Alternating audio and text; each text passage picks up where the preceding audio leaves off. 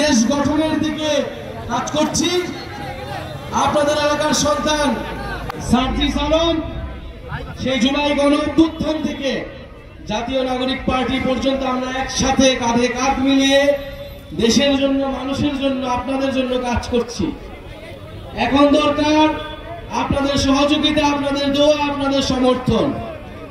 আপনাদের যে সমস্যা, আপনাদের যে সমস্যাগুলো রয়েছে, আপনাদের যে আশা আকাঙ্ক্ষাগুলো রয়েছে, আমরা তার ভিত্তিতে কাজ করতে চাই। এবং জাতীয় নাগরিক পার্টি গণ অভ্যুত্থান থেকে তৈরি হওয়া দল, গণমানুষের দল। আমরা শহর থেকে বের হয়ে গিয়েছি, আমরা উপজেলা, জেলা, গ্রামগঞ্জে আপনাদের সাধারণ মানুষের সাথে মিশে যাব। আপনাদের মনের কথা, আপনাদের দুঃখ দুর্দশার কথাই নিয়ে আমরা আমাদের ইশতেহার তৈরি করব এবং আগামীর বাংলাদেশ সেইভাবে আমরা পুনর্গঠন করব। ইনশাআল্লাহ আপনারা থাকবেন, নাগরিক পার্টির সাথে থাকবেন, সার্জিস আলমের সাথে থাকবেন। এই পঞ্চগড়ে কোন নেতা আছে? বাংলাদেশে কোন নেতা আছে? গণ অভ্যুত্থানে কোন নেতা আছে? সেই নেতা সবাই বলো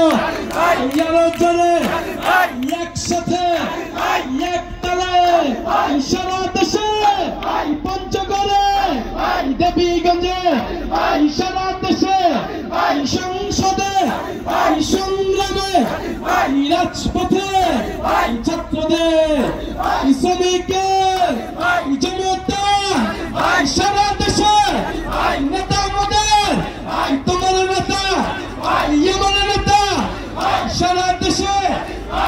প্রিয় বন্ধুগণ, পঞ্চগড়ের সন্তান সার্জিস আলম এই পঞ্চগড়ে থেকে তিনি ঢাকা বিশ্ববিদ্যালয়ে পড়াশোনা করেছেন এবং গণ অভ্যুত্থানে অংশগ্রহণ করেছেন। বৈষম্যবিরোধী ছাত্র আন্দোলনের ছিলেন অন্যতম সমন্বয়ক। আর সেই বৈষম্যবিরোধী ছাত্র আন্দোলন থেকে আমরা জাতীয় নাগরিক পার্টি, বাংলাদেশের মানুষের নাগরিক হয়ে ওঠার যে লড়াই, সেই লড়াইয়ের জন্য আমাদের এই নতুন দলটি নতুন হলেও আমাদের স্বপ্ন বড়। আমরা মানুষের যেই গণ অভ্যুত্থানের যে জীবনদান, রক্তদান, তার ঋণ শোধ করতে এই দল। ফলে গ্রামে গঞ্জে, হাট বাজারে আপনারা এনসিপির বার্তা ছড়িয়ে দিবেন, মানুষের কথা শুনবেন এবং ইনশাল্লাহ আমরা খুব শীঘ্রই আমাদের বিজয় আসবে। যেইভাবে গণ অভ্যুত্থানে আমাদের বিজয় অর্জিত হয়েছিল, ইনশাল্লাহ আগামী সংসদেও আমাদের বিজয় অর্জিত হবে। প্রিয় বন্ধুগণ, আমরা দেবীগঞ্জে মাত্র থামলাম, আমরা পঞ্চগড়ে আমাদের মূল প্রোগ্রাম হবে বিকালবেলা। আপনারা সবাই আসবেন ইনশাল্লাহ। আমরা পঞ্চগড় নিয়ে আমাদের ভাবনা, আপনাদের পঞ্চগড় নিয়ে আপনাদের চাওয়া পাওয়ার কথা আমরা সেখানে শুনব এবং আমরা 64টি জেলায় যাব।